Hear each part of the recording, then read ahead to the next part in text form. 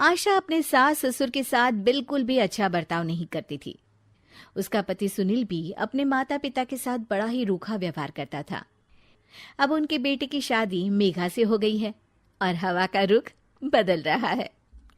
मेघा, चलो आओ, रसोई में आकर मेरे साथ रात का खाना बनाने में मेरी मदद करो। मम्मी जी, मैं अभी सीरियल देख रही हूँ। अभी तो शाम होने में भी टाइम है, मैं थोड़ी देर में आती हूँ। बहू, तुम्हें सुनाई नहीं दिया मैंने क्या कहा? मम्मी जी, शायद आपको सुनाई नहीं दिया जो मैंने कहा। आशा रसोई में जाकर सारा खाना खुद बनाती है और मेघा अपनी दादी सास ससुर के साथ बैठकर बातें कर रही होती है। आशा को बहुत गुस्सा आता है। आशा मेघा के पास जाती है और उसे बुरा भला कहने लगती है। कैसी बहू हो तुम? सास खाना बना रही है और तुम यहाँ गप्पे मार रही हो। सासू माँ और ससुर जी को तो कोई काम नहीं होता, वो तो फ्री है, पर तुम्हें तो अकल है ना। ये सुनकर मेघा भी आशा से बहस करने लगती है। मम्मी जी, ये आपकी सास ससुर हैं, आप इनसे इज्जत से बात कीजिए। और हाँ, प्यार से बोलेंगी तो कुछ भी कर लूंगी, पर ऐसे रौब झाड़ेंगी ना तो भूल जाइए कि कोई काम करने वाली हूं मैं। क्या? तुम्हारी इतनी हिम्मत? मेरी ही किस्मत फूटी है जो मुझे तेरे जैसी नालायक बहू मिली है। नहीं मम्मी जी, आपसे ज्यादा खराब किस्मत तो दादी सास की है, जिन्हें आप जैसी बहू मिली। आशा ये सुनकर तिलमिला उठती है। क्या कहा तुमने? आशा मेघा का हाथ पकड़ती है और कमरे से बाहर ले जा रही होती है। तभी वहां रोहित आ जाता है और मेघा उसे देखकर रोने का नाटक करने लगती है। देखिए, देखिए आपकी माँ मुझ पर कैसा अत्याचार कर रही है। मैंने इनसे कहा कि सासू माँ, मैं खाना बना देती हूँ, बस थोड़ा टाइम लगेगा, तो मेरा हाथ पकड़कर कैसे मुझे घसीट कर लेकर जा रही है। अरे बेटा, ये झूठ बोल रही है।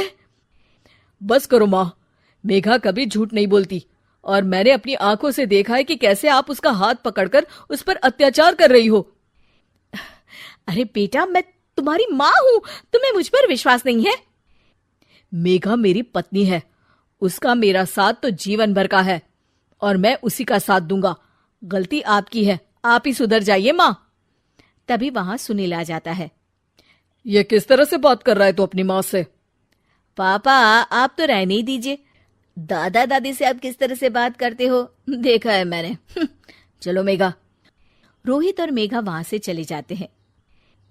इस डायन ने तो मेरे बेटे पर कुछ जादू कर दिया है, देखो कैसे अपने माँ बाप से बात कर रहा है।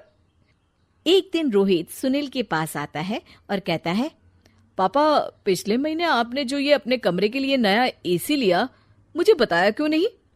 अरे इसमें तुझे क्या बताना? आपको बताना चाहिए पापा, अब मेरी शादी हो चुकी है, खर्चे बहुत हैं, आप तो रिटायर हो गए हैं, मेरी कमाई पर घर चलता है, तो हिसाब तो रखना पड़ेगा ना। और वैसे भी आप लोगों को एसी की क्या जरूरत थी, पंखा ही काफी था आप लोगों के लिए। आशा को याद आता है कि कैसे उसने अपने सास ससुर के साथ बुरा बर्ताव किया था। ये सब हमारे ही कर्मों का नतीजा है। हमने सासू माँ और ससुर जी के साथ कितना बुरा बर्ताव किया, इसीलिए हमारे बहू बेटे भी हमारे साथ ऐसा कर रहे हैं। तुम सही कह रही हो आशा, हमने माँ और पिताजी के साथ बहुत गलत किया। रोहित उनकी बातें सुन लेता है और खुश हो जाता है। मेघा, मम्मी पापा को अपनी गलती का एहसास हो गया है। ये तो बहुत अच्छी बात है, मतलब अब हमें ये नाटक खत्म कर देना चाहिए। नहीं नहीं, बस एक आखिरी बार नाटक और करना होगा, ताकि ये दोनों दादा और दादी जी से अपने किए की माफी मांग ले। अगले दिन सभी हॉल में बैठे होते हैं, तभी रोहित और मेघा वहां आते हैं। मम्मी, मैं सोच रहा था, मतलब मैं और मेघा सोच रहे हैं कि। मम्मी जी, ये कहते हुए जरा शर्मा रहे हैं, मैं ही बता देती हूँ। हम सोच रहे थे कि आप दोनों को वृद्धाश्रम भेज दें। आशा और सुनील ये सुनकर दंग रह जाते हैं। तभी उनकी दादी सास बोलती है, ये कैसी बातें कर रहा है रोहित अपने माँ बाप से, कि अपने माँ बाप को कोई वृद्धाश्रम भेजता है। क्यों दादी, आपको भी तो ये लोग वृद्धाश्रम भेजने की धमकी देते रहते थे, तो आज इन्हें खुद ही चले जाना चाहिए। ये सुनकर सुनील और आशा शर्मिंदा हो जाते हैं।